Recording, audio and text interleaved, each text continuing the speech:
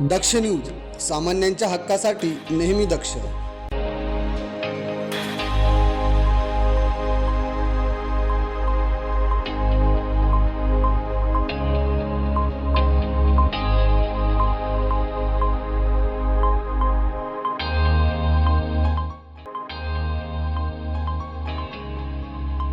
काल सोमवार रोजी दुपारी 12 वाजता पाथर्डी फाटा येथे स्वाद हॉलमध्ये नाशिक जिल्ह्यात नर, नारी आणि किन्नर यांचा समावेश असलेल्या श्री शिवशक्ती आखाड्याची भव्य स्थापना करण्यात आली.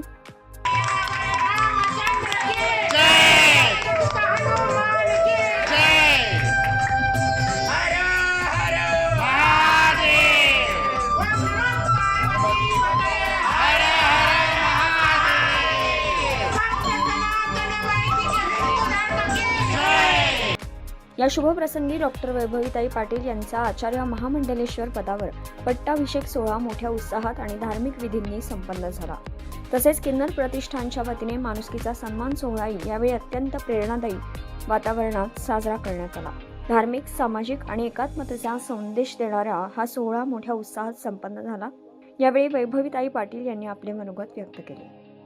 आज नाशिक जिल्ह्यामध्ये श्री शिवशक्ती आखाड्याची स्थापना झालेली आहे.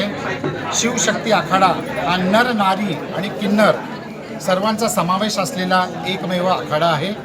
आज या कार्यक्रमाच्या माध्यमातून मी डॉक्टर वैभवी पाटील माझी आचार्य महामंडलेश्वर पदाचा पट्टाभिषेक सोहळा संपन्न झालेला आहे.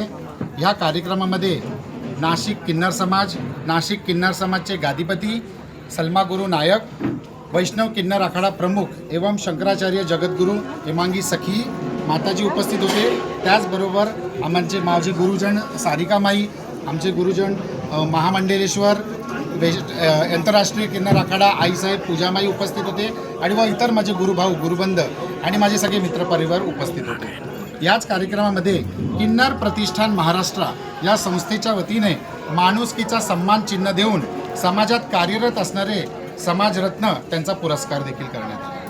तुमचा एक अभिषेक झाला, त्याच्याबद्दल काय तुम्हाला वरती पोस्टिंग भेटली अभिषेक शब्दाला?